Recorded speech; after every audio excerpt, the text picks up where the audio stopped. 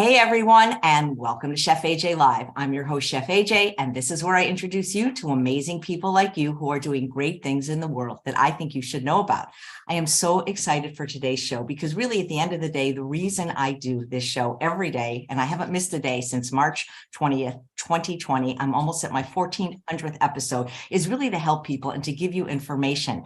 And today we have something that may help a lot of you. I hear from so many people because my audience is largely females, over 40, that you have what's called overactive bladder, that you get up to pee multiple times a night, which really disrupts your sleep. Sometimes there's incontinence involved, and you want to know what to do about it. And of course, you know, there's drugs and surgery, which have risks and side effects.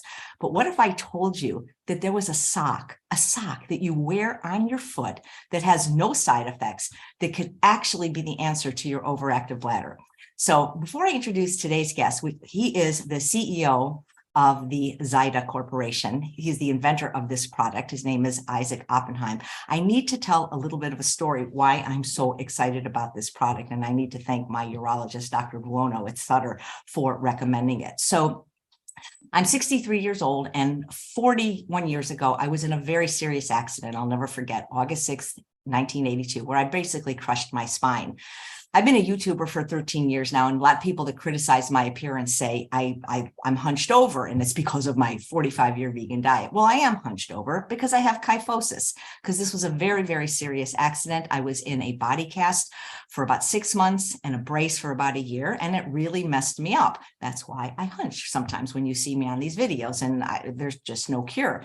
But what else there is no cure for is what happened to my bladder, because the nerves were damaged. And since that time, I've had, first it started with a neurogenic bladder, but basically I've suffered from what more people consider overactive bladder. So when I see a funny movie, I pee. When I cough, when I sneeze, and like many of you, having to get up multiple times a night to go to the bathroom, sometimes not being able to make it to the bathroom in time.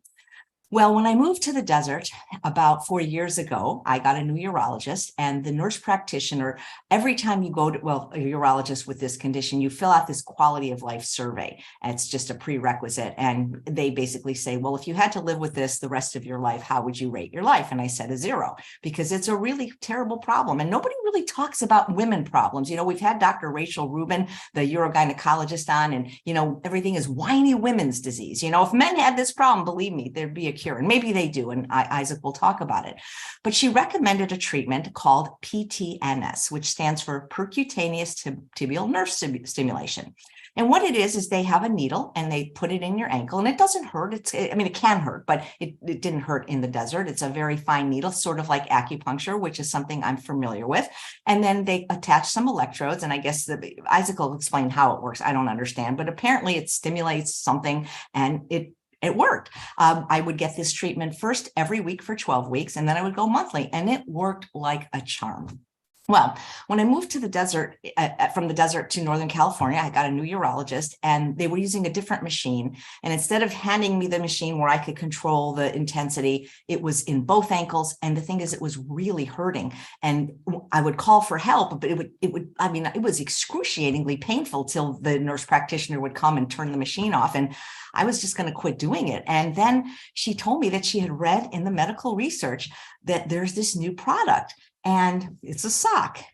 It comes in this little box like this, and it actually says, "Conquer your incontinence, calm, confidence, control." And of course, she wrote me a prescription for it. Let me just show you. It's like, here's the little battery thing. It's so easy to put together. It's actually put together for you. You just have to get the battery. So here's the little thing.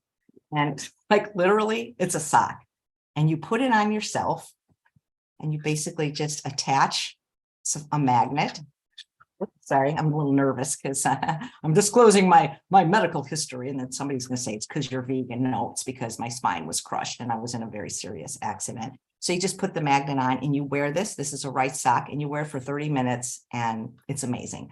So that's my story, and that's why I'm so passionate about it. And I'm so passionate that you guys can now tell your doctor, send them this video, and you can get this sock. And you're probably going to wonder about the cost, and Isaac will talk about it. I don't think it's covered by Medicare or insurance now, but let me tell you something. To go for these treatments, when you consider that you have to drive to the doctor, and in my case, 30 to 45 minutes each way, so that's 90 minutes out of my day, wait for your turn, And then your copay, or at least my copay, which was $80 after a few treatments, even if you have to pay for it, it will pay for itself. And the worst that could happen is it doesn't work, but I think it will work. You should give it a chance, and it doesn't hurt. And nobody's going to know that you're wearing a sock. And, I'm sure you have a half hour out of your week to do this. So that was a long intro, but I hope it was worth it. Please welcome the inventor of the sock, Isaac Oppenheim. Nice to meet you all the way from Israel. How are you?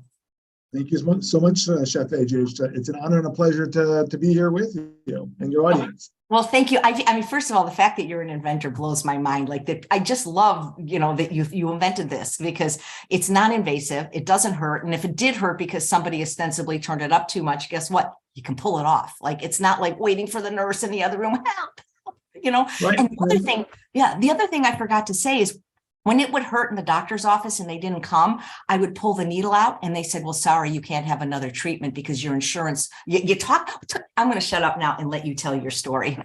Okay, sure. So I'm very happy to share my story. You shared your story of how you found out about the percutaneous tibial nerve stimulation. And I can give a little bit of background on how I got to transcutaneous tibial nerve stimulation. My background is I grew up in Washington, D.C., and at age 18, I decided to come to Israel. I've been living here since age 18. I served in the Israeli army. I served for 3 years in a field intelligence unit. After the army, I got out, and I worked in one of the world's first mobile payment companies, and basically, after that, I went and by accident, I purchased a textile factory. And we did a lot of development for big companies like you've heard, like Boss on your hat, Nike, Adidas, Lululemon. We invented the world's first, and this is back about 20 years ago, the world's first heart rate sensing bra that had electrodes embedded. Of course, that sounds like everybody has that in their Apple Watch, but at the time it was amazing. And what brought us to the Zida Control Sock was actually a family roots trip. My family came to the United States from Germany. My grandfather came the day after his bar mitzvah at the age 13. His parents put him on a train, and he never saw them again. And my grandfather never wanted to have anything to do with Germany, never came back, never went back, never wanted anything from the German government. But at age 93, a year after my grandmother died, he got an email from the Jewish museum in Frankfurt, Germany, saying, hey, we've rebuilt the synagogue where you had your bar mitzvah, and you were the last kid to have a bar mitzvah. Would you like to come back? And what did he say at age 93? Sure. So my whole family decided to get on the plane and fly out to Frankfurt. And unfortunately, while I was in Frankfurt, I discovered the problem of overactive bladder. And there's nothing that's more embarrassing for a family, and certainly for the patient, for our loved one, when you bump into overactive bladder. Unfortunately, it's something that too many people suffer from. Along the way, like I mentioned, we've been doing development of embedded wiring in garments, and I said there's got to be a solution. God brought me to this place in order to be able to help people like my grandfather. And that's why I've developed all these other devices for other companies. And what I came to understand was that we can take percutaneous tibial nerve stimulation, which is a way that they stab you right here in the ankle with a needle, and they deliver electricity. Well, we know how to accurately across body sizes. We know how to put clothing on people, right, so that it fits. And so we can align the electrodes properly over the tibial nerve and make contact with the skin in a way that is reliable and delivers the correct therapy. And basically, I've spent the past 5 years of my life building this device, perfecting it, getting FDA approval, getting a patent, and it's really poised to change the way that overactive bladder is treated. And that's because most people who suffer from overactive bladder, something like 87% of people who suffer from overactive bladder, don't get any form of treatment. Why is that? why don't people get treatment for overactive bladder? Because overactive bladder is something that's embarrassing. I mean, people wait an awfully long time to go into the doctor to say, hey, by the way, number two, unfortunately, there is no cure for overactive bladder. Overactive bladder is a disease, like you mentioned, Chef AJ, that you have to manage. And tibial nerve stimulation is something that can help you manage it, from the comfort of your own home without embarrassment. Tibial nerve stimulation is something that's effective, but it's not accessible, because who wants to go into their doctor once a week, once a month, to sit there for an hour at least in order to get that invasive therapy delivered. And that was my goal in developing this product. You mentioned that it's not covered by Medicare yet and insurance yet, but it is. It has made it into the list of things that are on the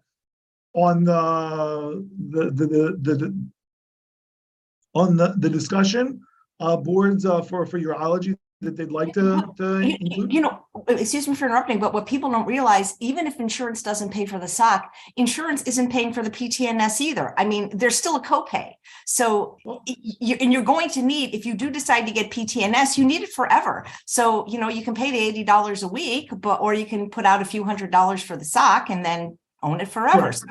And you have to take into account the gas and the driving and the time. See, for me, it's the best thing, because for some reason I have Sunday is my day to do it, because I have this one doctor on the show that likes to talk a long time. And I put it. Oh, the other thing that's so great about the sock is it turns itself off. So you don't have to ever guess whether or not did I do it long enough. It's like, it really is. I mean, you should be very, very proud of Mazel Tov. Just a great invention. And the fact that you actually got it approved, because I'm sure that a lot of people invent a lot of things and it doesn't get to the stage where you got yours. So right there, it speaks volumes that this is a very good product, because I just think it's amazing. And I think more and more people will find out about this, as I mentioned to you before the show, because I've moved so many times in the last 4 years. I've seen 5 or 6 different urologists, and I'm sure that not all of them know about this. And I'm definitely going to send them this video so they can learn. As a matter of fact, there is a doctor who's going to be on the show Tuesday for my 1400th episode, Dr. Alan Goldhammer, who runs a health facility in Santa Rosa where he's treated over 40,000 patients. And he recently was on my show, and this question came up, and he didn't know what to do. And I said, I know what to do. And so it's a kind of thing where people will be able to tell other people about this, Absolutely. I mean, it is something that we are breaking the stigma on overactive bladder, and something that does need to be broken, because 30% of people over age 55 suffer from overactive bladder, and that includes men and women. It is true that there is a higher prevalence among women, but the impact on men's life is often even greater than on women's lives, because for good or for bad, in the life cycle of women, they're comfortable or used to wearing pads and having, to a certain degree, issues of leakage during the course of their lifetime. A man gets to age 50, 60, 70, and he's too embarrassed to go out. He can't go out and play golf with his friends because he's worried about how he looks. And that's something that really is really impactful. And there's a need for us to make it available to broad population of people. And that's why, right now you are right, the device is out of pocket. There are definitely advantages to buying it. You get to keep it at home. You can use it for basically as long as you do like. It's true that the sock, which can go through the wash, does have a lifespan like everything else, but it should last you at least 3 months, if not more. It can be replaced easily at a reasonable cost. Well, why would you have to replace it? Because would you be replacing the sock or this part? Just the sock. Just the sock. You have to replace the sock. You also have to replace a AAA battery. But my guess is everybody knows how to do that. Right, but I've only done 3 or 4 treatments so far, and I'm only wearing it 30 minutes a week. So what happens with the sock? It just doesn't become effective, or? So excellent. You've got your sock in front of you. I'm happy to hold mine up in front of the camera here. We've got this plasticky material, which is feels like a logo that might be on a T-shirt. It's actually very high-tech wiring, and it connects the whole system here in the sock. And particularly men, but but also some women, they like to pull on their socks a lot. Some women don't like to follow the instructions on the washing label. They feel that the dryer is certainly much better than air drying. So there's there's performance issues as time goes on, and particularly related to washing and drying, that'll cause cracking along this wire. And so if the wiring cracks and there's a break in the wire, so the device doesn't work, that's Well, I'm not going to wash mine because I don't get it. I don't move. I just sit at the desk. So why would it's just me? So Gina, and you're absolutely right. The device is meant to be used once a week for 30 minutes. So it's not something that you necessarily wear all day and gets smelly and what have you. But some people, just kind of by their nature, they want to toss it immediately into the wash. I haven't showered in 10 days. That's a long story. We've been on a project. And I'm going to actually get my first shower at 10 because we've been working on this annual big thing. So I'm not one of those people. And luckily I haven't been in public to stink, but maybe there could be an option. Well, here's the thing. Gina says, does it only come in singles, but you only wear it on one foot. You only wear it on one foot. You wear it on your right foot. And you cannot wear it on your left foot. In fact, we've had people who have been amputees who have requested for left. We have helped amputees with making specific socks for left foot, but that's definitely not it's just easier to tell people to put it on the right foot. Yeah. Well, it's interesting because, I didn't realize, I figured that women probably have this problem more, just like interstitial cystitis, men can get it, but it seems to be more women.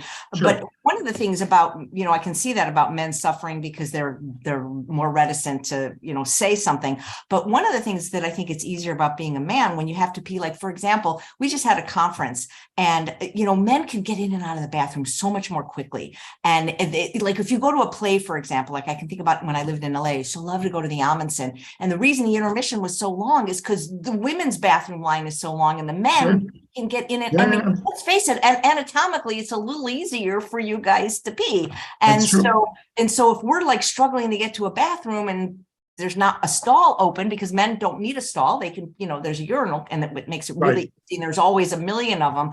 So that's kind of cool. And people are saying, well, they have an HMO and it doesn't cover. But I would think that even with an HMO, what is it to their doctor to write the prescription? Because you do have, well, let's be clear. They can't just order it as much as they want. They must have a prescription. Right. It is a prescription medical device. And it's important that for that overactive bladder is managed. It's something overactive bladder is something that is a lifestyle disease. It is something that will carry through for the rest of a person's life and needs to be managed. A physician, a nurse practitioner, a nurse is the person who can help guide you to understand your specific overactive bladder and how to manage it in a way that gives you back the freedom that you're looking for in your lifestyle. You mentioned bladder diaries or quality of life surveys. These are tools that are important to fill out and to fill out accurately so that your healthcare provider knows how to help you. For some people I've heard, hey, just cut down on your coffee a little bit. Drink a little bit less alcohol, and that the impact of that on patients' lives. Oh my God, I don't drink coffee or alcohol ever, and it doesn't. That's true. Those are worse for the bladder, but that's terrible. That's like saying to an alcoholic, well, just push yourself away from the bar. People are so insensitive with diseases, especially the ones they don't have. That's true. That's true. My idea was, and what I was just saying is that there are behaviors that can impact overactive bladder and can help improve it. Sometimes people particularly women misdiagnose overactive bladder as a urinary tract infection. So it's important to have a healthcare provider. That was just what I was trying to say. Right. Okay. So, sometimes people join the podcast late and Pamela says, so you wear this sock for once a week and it fixes your overactive bladder? How does it work? So no, it doesn't. Let you talk about like what is overactive bladder. So what is the mechanism of overactive bladder? What is overactive bladder? First of all, overactive bladder comes in two forms. One is called stress incontinence. Stress incontinence is a weakening of the muscles of the bladder area. Women particularly suffer from that postpartum. Women who, as they get older, you've probably heard about Kegels, right? Kegels treat stress incontinence. They strengthen the muscles in the pelvic floor. There's another form of overactive bladder, which deals with the which comes from the nervous system. It's the brain telling the bladder that it needs to empty itself when the bladder is not full, right? If somebody's bladder is full, they need to go to the bathroom. There's nothing to do for them, right? Go to the bathroom because your bladder is full. Your bladder is telling you to go to the bathroom because it's full. At the same time, particularly, you mentioned people getting up at night. It's called nocturia, getting up multiple times a night. Nocturia is something where the brain is telling the bladder that it should empty itself, even though it's not full. People who have nocturia do have urine come out when they go to the bathroom. It's not that their bladder was empty, but it's not full. And the goal of retraining the brain using neuromodulation is to get the brain to stop sending the wrong signals to go to the bathroom when the bladder is not full. Yeah, that makes sense. So I'm curious, who even invented the first technology of the PTNS? Or it's Sure. called different things at different doctors' office. Sometimes they call it urgent PC, but somebody Sure. had to figure that out first. So that's kind of cool. Absolutely. So the original research was done by a doctor around about the year 1980. His name was Dr. McGuire. He started the research at Yale University. He then moved, from university to university. In fact, one of his original students, or one of the students that he inspired to become a urologist, is on our team. So it's Dr. Janosko out of North Carolina. He's retired today, but he's kind of in on the ground floor of neuromodulation. And neuromodulation today can be used to treat everything from overactive bladder through migraines. Each device, targeting the right sector of the nerves, the right placement of the nerves, using the right signal. And our device uses a specific set of specific output levels in order to do that. And so basically, it connects from the nervous system access point at the tibial nerve on the ankle, and transmits to the bladder plexus and the brain. That is so cool. Did they ever do any like randomized control trials of this this type of neuromodulation? It would be kind of cool. Sure. And then compare. Yes, absolutely. We conducted our, as part of our FDA clearance, we conducted a randomly controlled, double-blinded clinical trial. 80% of patients demonstrated success, and the reductions in frequency were greater than 30% in terms of reductions of incontinence, greater than 70%, and what's called urgent continence, meaning I need to go to the bathroom and you manage to get to the bathroom, greater than 60% reductions on each patient level. So that's it's amazing. It's amazing because it's so accessible. The problem today with treatments is they're just not accessible. I don't have to tell you that nobody wants to take medicine. The medicines don't particularly work for overactive bladder, and they have very high prevalence of side effects. Yeah, they don't really work. And what about surgery? Is there a surgery for it? Somebody say, I would have refused it even if it was offered, because I'm not a surgery person. So there are implantable devices that deliver neuromodulation. Number one, they are very expensive. Luckily, they are covered by insurance. To qualify for an implant, which costs about $35,000 for the insurance company, you have to demonstrate that neuromodulation works for you. And the Zida Control Sock does qualify you for an implant. If you decide to go that way, I'm not sure how many people want to have some implant in their tush. Yeah, I'm so afraid of all those kind of things. So when somebody gets their prescription, then they can contact you, get the device. Do they do 30 minutes a week forever? Or is it just kind of like PTNS where it's maybe for the first 3 months and then they do it less frequently? Or is there any harm of doing it every week? Because I got to tell you, it's kind of relaxing. Like, I like it. Like, I think it feels good. I'm a person that goes regularly for massage and acupuncture. So to me, it feels good. Anyway. Yeah, absolutely. I mean, there is definitely no side effect. You use the device once a week for 30 minutes. People who have used the device, they do it while watching the news in the evening, while doing the crossword puzzle. You can do anything, like you mentioned, while sitting and having a phone conversation. It's not something that's meant to hurt. The instructions that we provide are, hey, turn on the device, turn it up until you feel it, and then turn it down one level, meaning it's supposed to be below the sensory threshold. Yeah, nice. Not everybody's able to follow the instructions, but it's not meant to hurt. It's certainly not meant to hurt. That's for sure. If it hurts, you're doing it wrong. Yeah. Like conversely, if you don't feel it and you put it up to the maximum output, it's also fine. Not everybody has sensory perception in their feet, particularly as they get older. So that's also something that's important to note.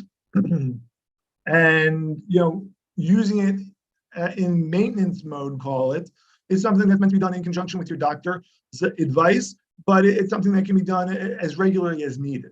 Meaning, if continuing on the once-a-week schedule is what your doctor thinks would help you, and you think is the right schedule for you, that's great. Most people typically do maintenance on a bi-monthly basis. Some people do on a monthly basis. Right. It's according to the need. But starting out, would you recommend like 12 weeks of once a week just to start out? Yeah, absolutely. And then go to twice a month and see how you fare.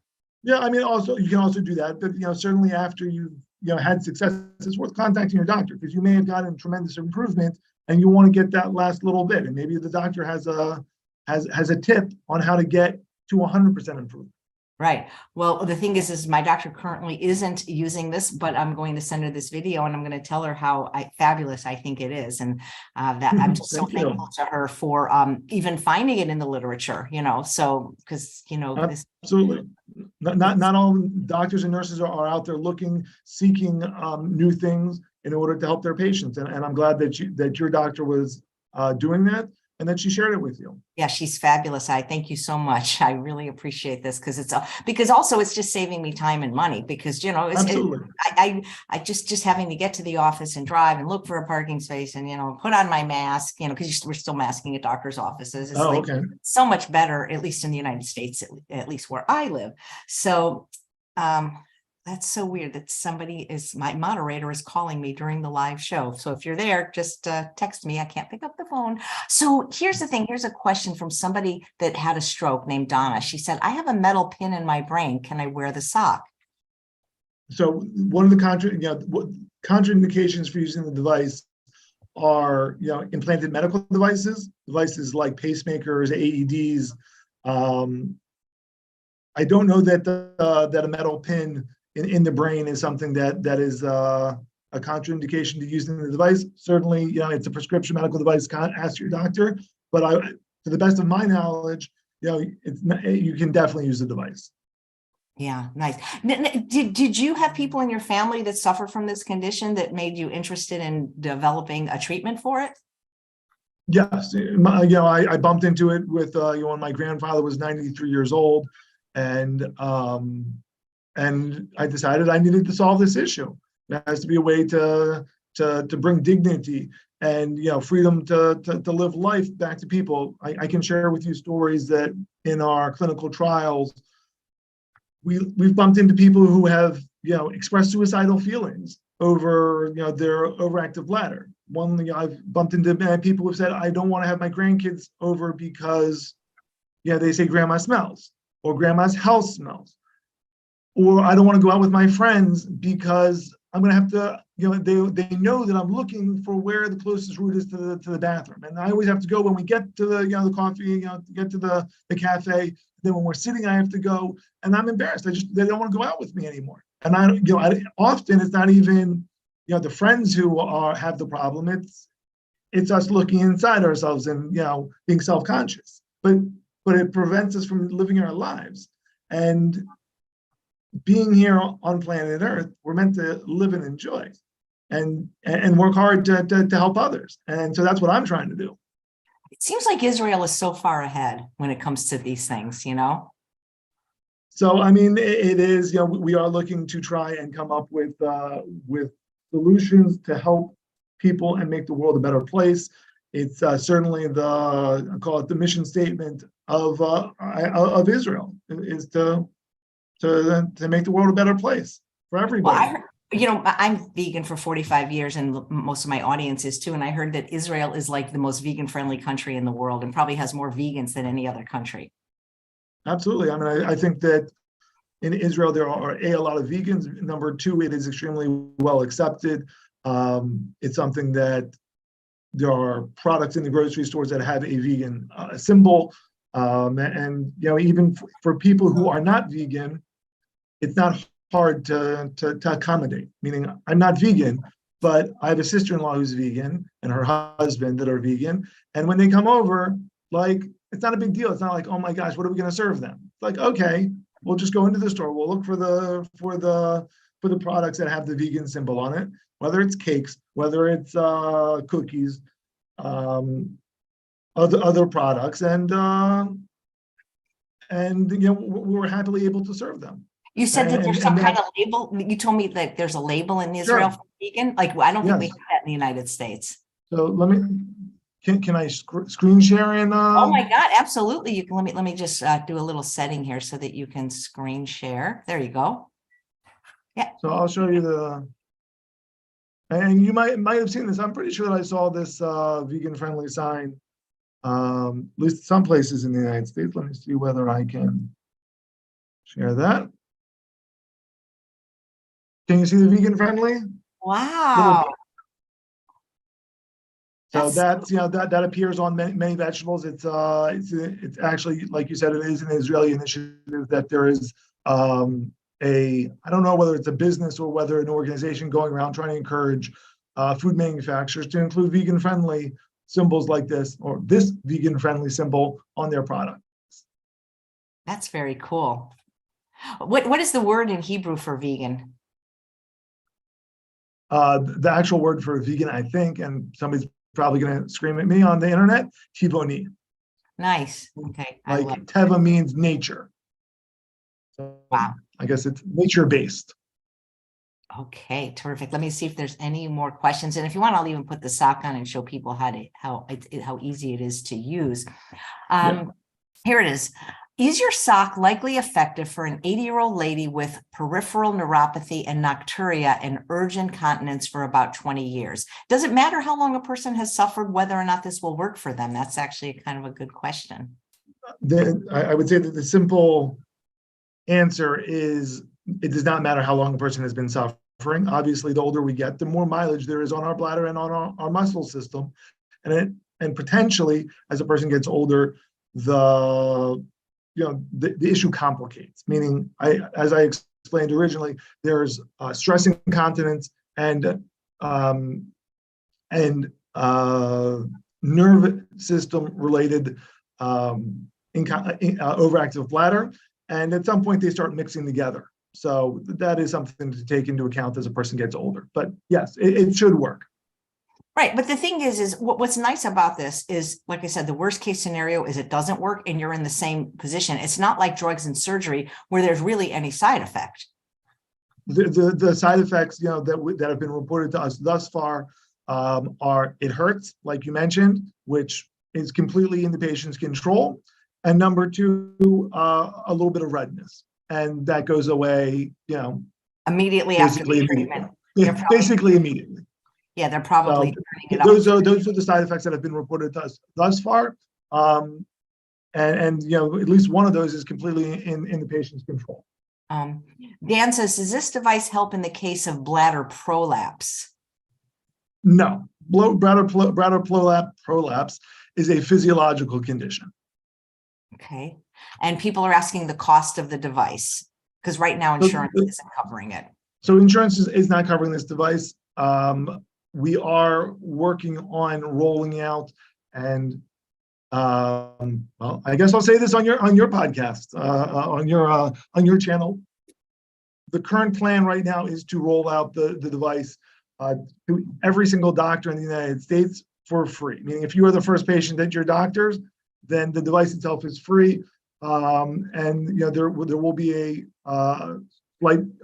charge of $349 for the sock itself. The health value that we're pushing at towards Medicare and to insurance coverage is that it's a $3,500 device.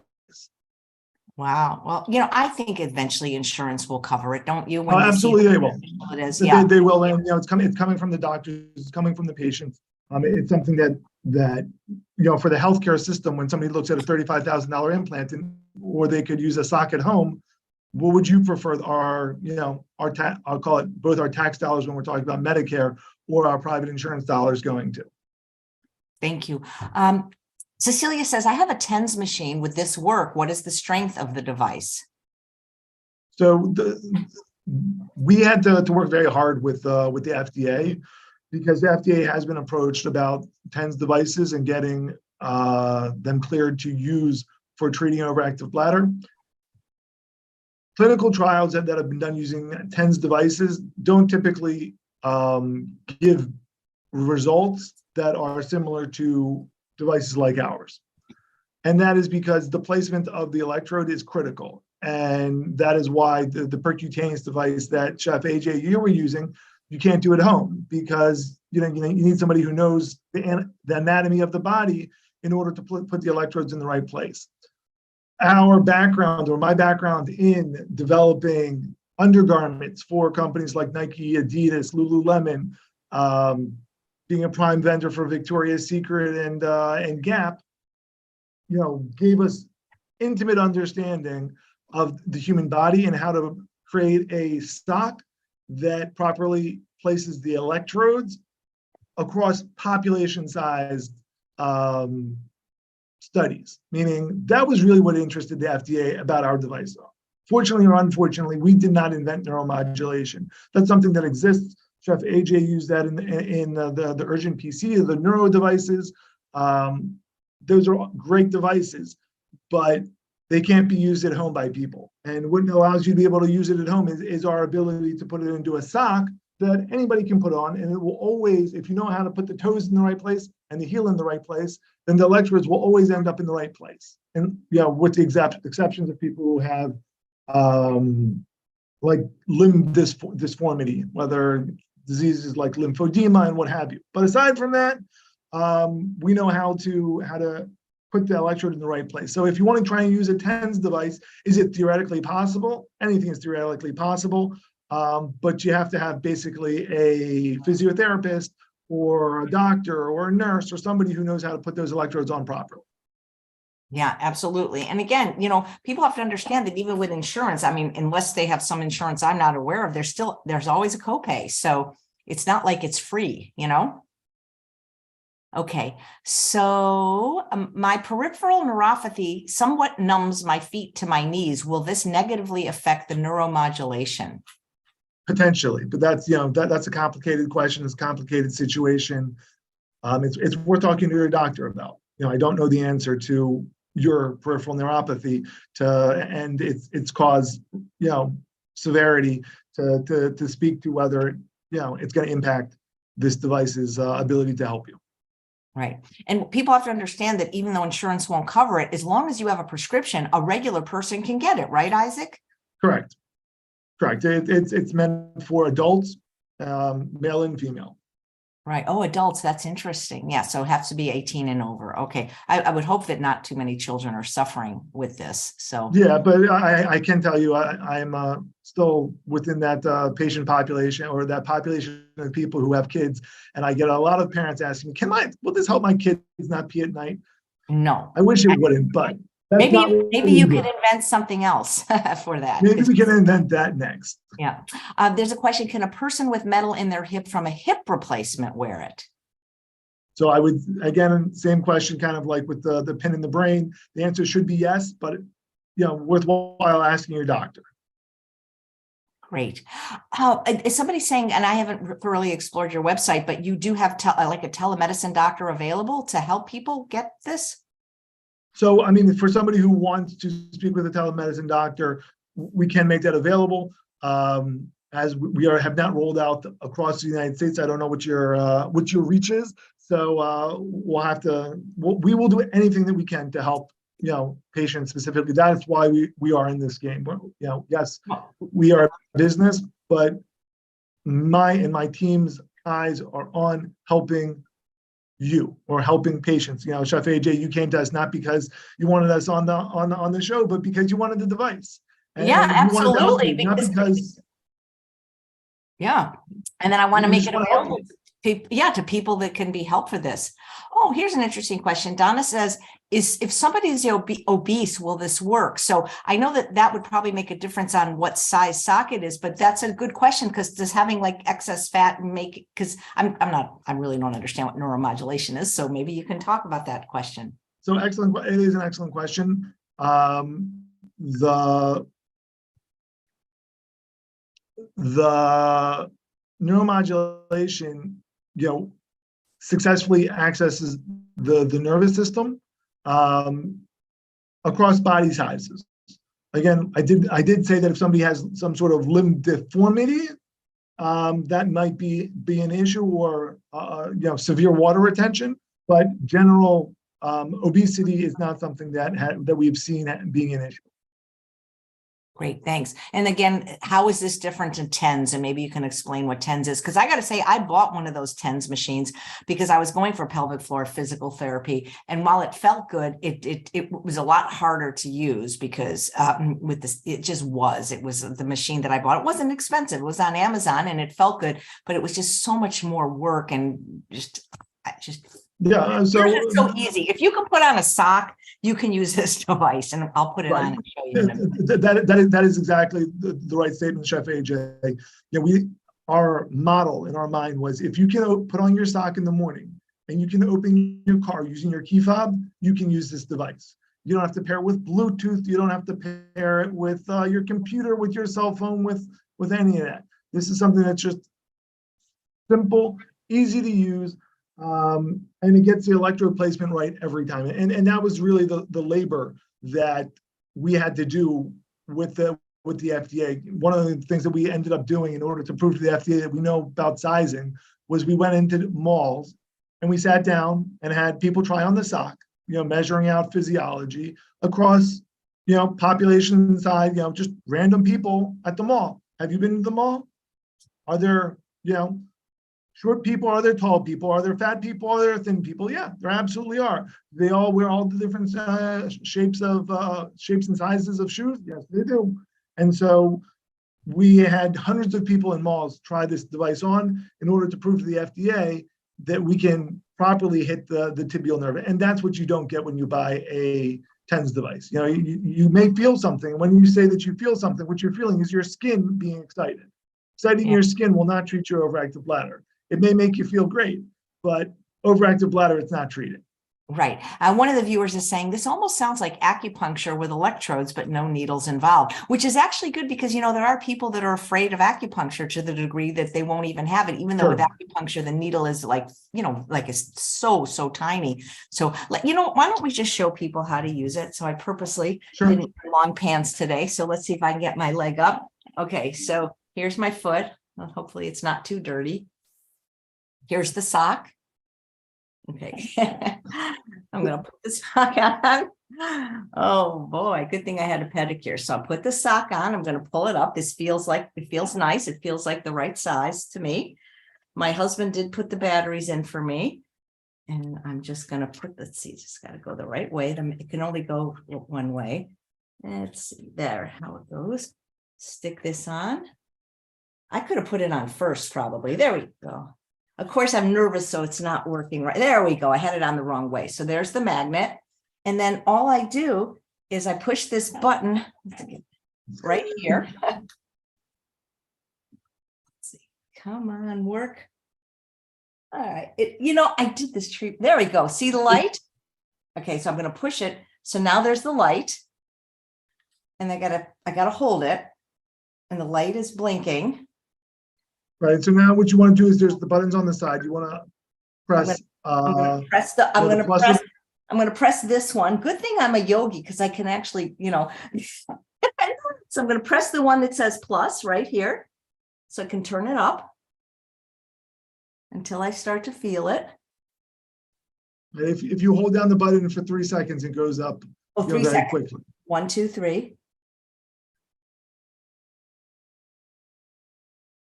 Come on. Mama, don't feel it yet.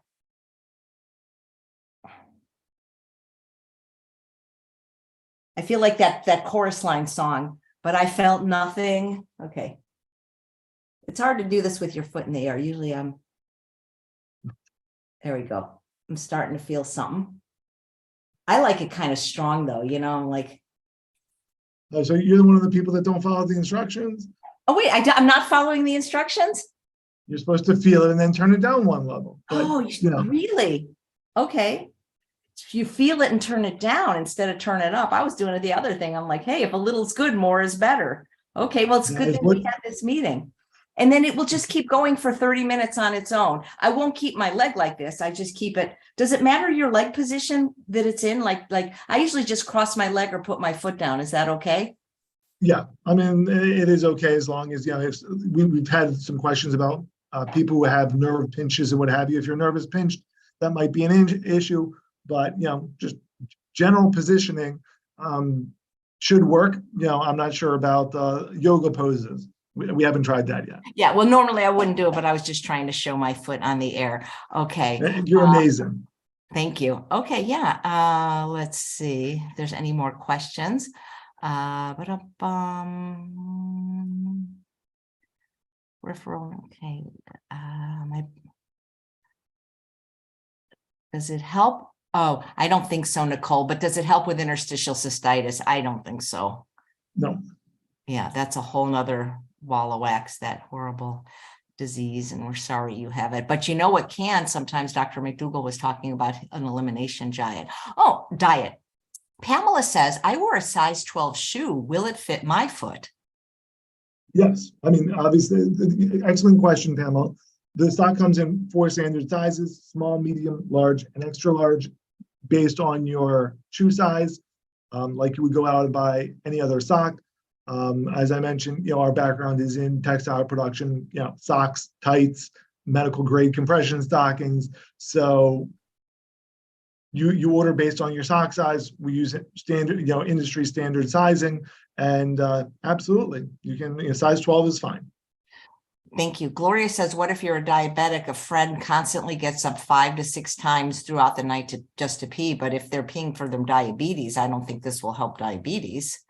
Right. So that's it's a very important question, because, in our clinical trial, we did have a number of diabetics. Diabetes is a disease that has its own set of overactive bladder complications, directly resulting from high glucose. And, for somebody who's got high glucose across the day, one of the symptoms is that their kidneys are working hard, and they're going to go to the bathroom a lot. The same population of people, may have overactive bladder not related to their diabetes. So if your overactive bladder is related to your diabetes, please treat your diabetes and get your sugars under control. If you have diabetes and overactive bladder that is not connected to your diabetes, then the sock absolutely will help. Yeah, thanks. Okay. I saw a question. Where'd it go? Has this been tested for overactive bladder due to MS?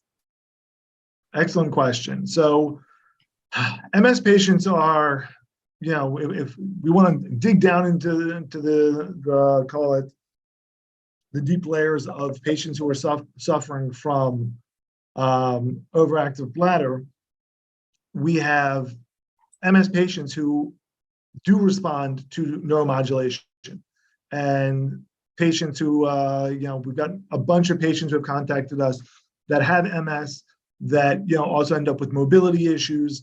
They often have success with percutaneous tibial nerve stimulation up until now, and insurance will stop covering the PTNS, or the travel becomes a burden on them.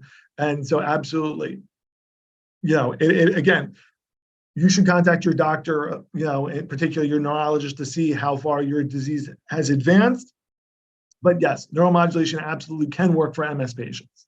And there's very strong data on that point, whether it's MS or ALS, both of those. Terrific. Thank you. People are asking if I could give them a coupon code, because oftentimes we have products that are like, like $20, 10% off, but this is something very, this is not like a bag of, seasoning, guys. So, you have to understand, I'm sure years and years of research went into this. Okay. A lot of people are saying they need to get one. And so they should probably just start by, I would say, sending this video to their doctor or sending the website, which I've been posting in the chat and the show notes, to their doctor, you know? Yeah, absolutely. I mean, if people want to call, you can call our office, you know, and we can help you. We're happy. We do have a packet that we send out to doctors' offices. That packet includes, you know, the clinical data. It includes, you know, information about the device. If you want to call, you can call. You know, is it okay if I give the phone number, or you want to put that in the show Absolutely. notes? I'm happy to put it in the show notes. Anything you want can go in the show notes. Okay, so absolutely, we do have a phone line that people can call, and we have a team that will help you getting in touch with your doctor, get your doctor educated about the product, and get you that prescription. Our team, you know, does. We also have Spanish speakers on that team, so at least for an Israeli company, we're multilingual. Right. As someone's saying, can I get this in Israel? I think they can live anywhere, couldn't they? So in Israel, the device. How about this? They can call me in Israel, and I'll help them out. Okay, thank you. You sound like a great guy. So Pamela's saying, does it come in different sizes? The devices are always the same size. It's the sock that's a different size, right? Correct. Yeah, nice. Nice. Well, I think I wish you every success. I'm just always blown away by people that come out with a new product, whether it's a food product or just I just love that you invented things. I just think that's just so cool, and it's something that can really help people at really and not a prohibitive cost. I know it's, you know, people will look at it as expensive, but if they really suffer the way I suffered, and if they're going every week to the doctor to get the treatment, it really does pay for itself after a few treatments, and it makes it so much easier to do this in the comfort and privacy of your own home without fighting for. I mean, we had rainstorms here. It was like terrible. It's like the last thing I wanted to do was go get my treatment. So anyway, no, this doesn't relate to urinary tract infections. Right? That's what Joyce is saying. This has nothing to do with UTIs or interstitial cystitis or other bladder. This is for overactive bladder specifically. This is for overactive bladder. Yeah. Dina says it's so interesting that stimulating the nerve will help the bladder. Yeah. So that you said, you know, that doctor from Yale that is the one that figured that out. The original inventor, the guy who got the ball kind of started, was a Dr. McGuire at Yale. A doctor from the University of San Francisco picked it up during the 80s and created the original device. As I understand it, the original device was, you know, like the size of a refrigerator. Oh my God. But you know, the world has moved on, and then today there are implants, and there is the PTNS that you've been using, and our device just makes, you know, neuromodulation for overactive bladder more accessible. That's right. And people in Canada can get this, they're asking? The people in Canada, I don't know. I need to look into Canada. Okay, great. Let's see. Okay. Can somebody with overactive bladder, can it go away? Maybe you could just describe I mean, we're not doctors, either of us, but yeah, I think we can say what overactive bladder the condition is. Yeah. You know, according to the definition provided by the American Urological Association, overactive bladder is defined as either going to the bathroom more than 8-9 times a day, having an incontinent episode, at least one incontinent episode, or having to run urgently to the bathroom, even if you don't miss the bathroom. That's the definition of overactive bladder. Do we have patients that have used our device that have been reduced into, call it, the normal category? Absolutely. We do. You know, we're not hoping that people stop going to the bathroom, right? Our device is to manage regular bathroom usage. And so, yes, we do have people that end up, call it, cured. The truth is that the cure for overactive bladder may last for a week, a month, a year, 10 years, but typically it's something that needs to be managed for the duration of a patient's life. Right. And Pat says, how do you wash it? I don't wash it because I'm only wearing it 30 minutes a week, and then I don't go anywhere. I don't even walk with it on. I'm sitting at my chair, so I don't get like the need to wash it. But it can be washed. It can be washed. It can be washed, you know, 30 times, you know, from a product side. If you're gentle with it, you put it in the wash. hang dry it, it'll last for a very long time. I'm not washing mine. It doesn't smell. If you put it in the dryer, it does not like the dryer. Right. Very good. But how do you know if you have overactive bladder? You would need to go to a doctor and get diagnosed. Yeah, I mean, you can go to a doctor, but also, like I mentioned, the symptoms are if you're going to the bathroom more than 8-9 times a day, or you're missing the bathroom, or just feel a desperate urge to run to the bathroom on a regular basis, not after you've had 5 beers, then you probably have overactive bladder. Yes, you do need to go to your doctor, get a diagnosis, but just as a back of the envelope definition. Right. It's this, I was blown away that you said that the neuromodulation had existed for so many years, and yet I didn't even know about it till 3 years ago. You would think that more doctors would at least tell their patients about the PTNS treatments, and it wasn't until, this nurse none of the urologists, and I saw 2 of them in the desert, ever mentioned neuromodulation as a treatment. It wasn't until this, very kind nurse practitioner told me, and at least people are knowing a little bit that there are some effective treatments that are non-invasive. Yes, and I think that as time goes on, more and more urologists, more and more urogynecologists are feeling comfortable, and the data becomes more and more robust, demonstrating that neuromodulation for overactive bladder really works and is not snake oil, and people are prescribing it. And doctors want to accept it, particularly since the last 2 classes of drugs for overactive bladder were recently correlated with dementia. So now, oh my God! Well, this isn't. You need to talk about that, because Celia is saying I've been on pharmaceuticals to treat overactive bladder. It's been pretty effective, but it's very expensive, and now it's called Genesta. Is Genesta one of the ones linked to dementia? She said, "Would this be a good?" Okay, good. She said she's on the 3rd class. Okay, would this be a good substitute for the drug? Potentially, absolutely, it is something that can likely help. It is also something I don't know whether it has gotten you the 100% improvement. It may be, the combination gets you to 100% improvement, or maybe in lieu of taking that drug. And the thing is when, it's like, I did a summit based on GI health, and what people want like a cure. People want to lose weight overnight. They want everything to be perfect. And just, even if you don't get to 100%, if you have improvement, to me, it's still worth it. It's, if you're you were going to the bathroom 10 times a night, and now you're going 1 time a night, to me, that's a win. Absolutely. One of the biggest quality of life, that we have is sleeping, getting a decent night's sleep. And if you can't get a decent night's sleep, how do you respond? How do you behave the rest of the day? Are you a happy person? Isn't your happiness worth something? Absolutely. Tracy says, if you have a small bladder with the same symptoms as an overactive bladder, will that work? So, going back to kind of the basic premise that if your bladder is full, you have to go to the bathroom. So if your bladder is full because it's small, then you will have to go to the bathroom. If you have overactive bladder and you also happen to have a small bladder, then it absolutely will work. Great. Okay. Sue Ann says, can this help with stress incontinence? No. Okay, good. That's different. And can you use this device if you're pregnant or plan to become pregnant? So if you're planning to become pregnant, yes. If you are pregnant, no. Wow. What if you're pregnant and don't know it? No.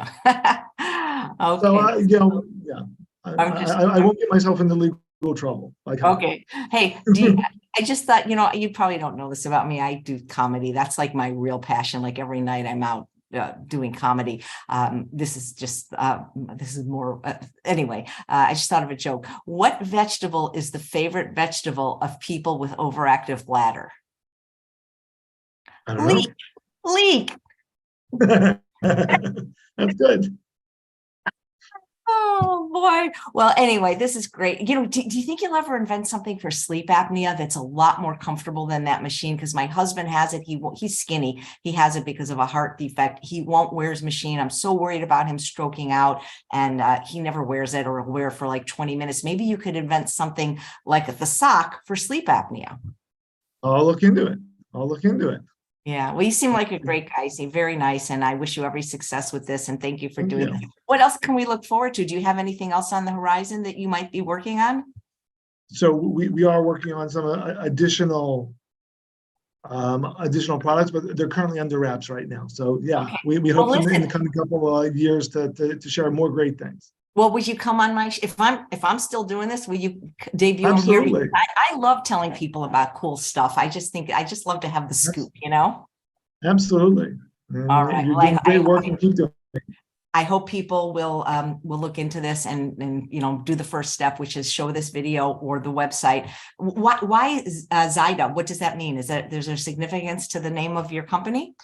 Yeah, so the name for grandfather in Yiddish is Zaidi. Zaidi, yeah, that's what I So thought. we were looking for a domain that like I mentioned, that my inspiration was my Zaidi, and I was looking for a name that would be a tribute to him.